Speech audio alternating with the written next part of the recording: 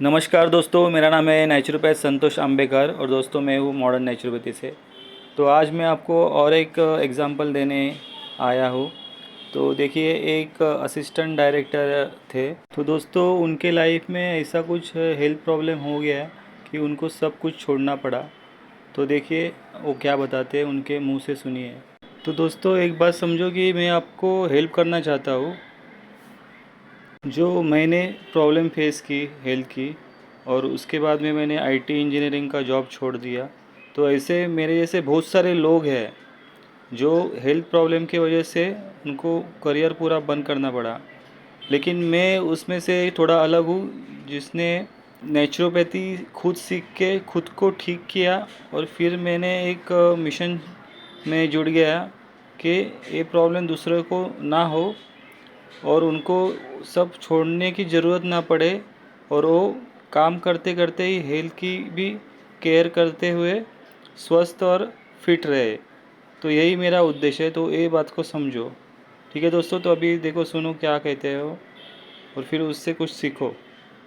पैसा चाहिए लेकिन ये सब गवा कर पैसा नहीं चाहिए था मुझे। बड़े बड़े सीरियल्स में काम किया। ये रिश्ता क्या कहलाता है मेरा पहला सीरियल था। आप जैसे भी हो, गोरे हो, काले हो, नाटे हो, लंबे हो, मोटे हो, पतले हो, एक दिन अचानक कुछ ऐसा हुआ कि मेरी लाइफ के मायने ही बदल गए।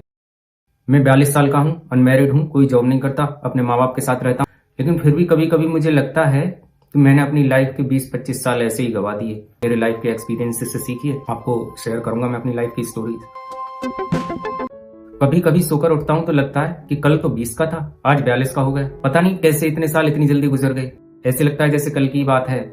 उठूंगा और तैयार होकर कॉलेज जाऊंगा, यारों दोस्तों से मिलूंगा। हजारों सपने थे, कुछ पूरे हुए, बाकी सब भूल गया। और अब तो ना नींद में सपने आते हैं, ना रियल लाइफ में। कोई एक्सपेक्टेशंस है ही नहीं, लेकिन अनुभव बहुत ज्यादा। मुंबई में मैं रहा 10 से 12 साल। बड़े बड़े सीरियल्स में काम किया। ये रिश्ता क्या कहलाता है मेरा पहला सीरियल था। एज एन असिस्टेंट डायरेक्टर मैंने काम किया। उसके बाद मैं लक्ष्मी तेरे आंगन की कपिल शर्मा के शो पर भी गया। नच बलिए, सोनी टीवी के लिए काम किया, सोनी चैनल, और बहुत सारे प्रोग्राम किए, बहुत सारे स्टार्स से भी मिला, बहुत ज्यादा मेहनत की।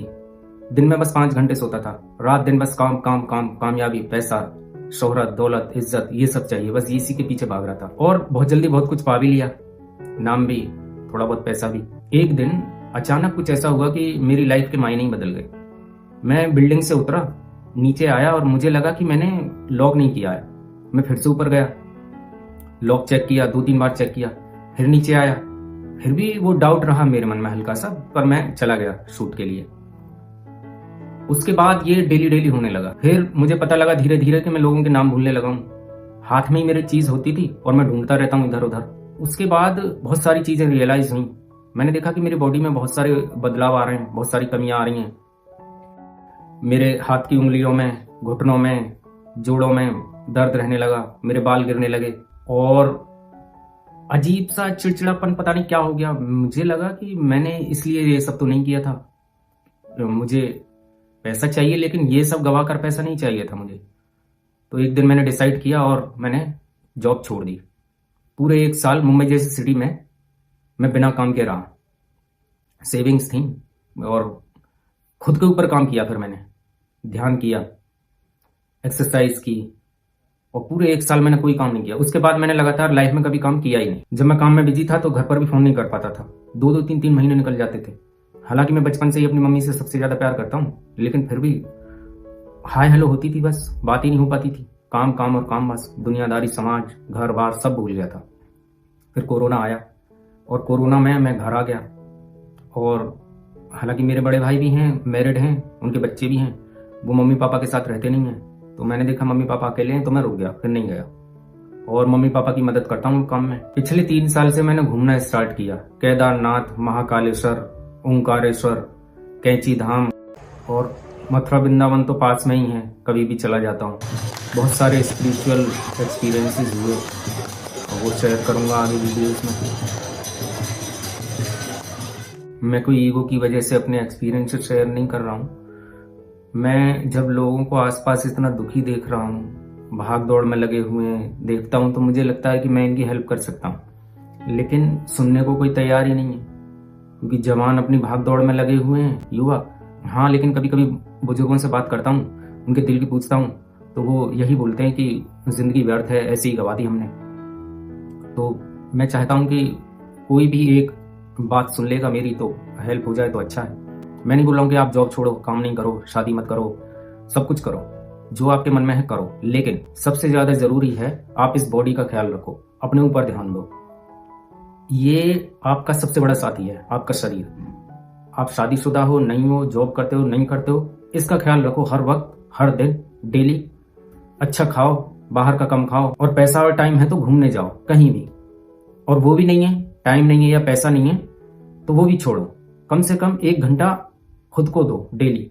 ध्यान करो या एक्सरसाइज करो, घर में ही करो, अपने कमरे में ही करो, टाइम नहीं मिलता है तो। मैं 42 साल का हूं अभी।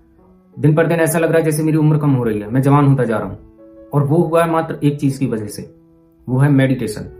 मैं ध्यान करता हूं बहुत टाइम से, और खाने का बहुत ज्यादा ध्यान रखता हूं। मैं एक बार फिर से दोहरा देता हूं फास्ट। पहला पॉइंट, इस शरीर का ख्याल रखें, ये आपका सबसे बड़ा साथी है। नंबर 2 पॉइंट, ध्यान करें, एक्सरसाइज करें। नंबर 3 पॉइंट, अपने माँ बाप को टाइम दें। अगर उनसे कोई मनमुटाव है तो पैर पकड़ लें यार, उनके माँ बाप हैं आपके, वो आपसे सबसे ज्यादा प्यार करते हैं। नंबर 4 पॉइंट, बुक्स पढ़ें, इंडियन फिलोसफर्स को पढ़ें। मैं तो अध्यात्म पढ़ता हूं तो आपको सजेस्ट कर दूंगा बुक्स आगे वीडियोज में। और लास्ट और सबसे महत्वपूर्ण पॉइंट, झुकना सीखो, अड़े मत रहो किसी भी चीज के लिए, और खुद को एक्सेप्ट करो, स्वीकार करो खुद को।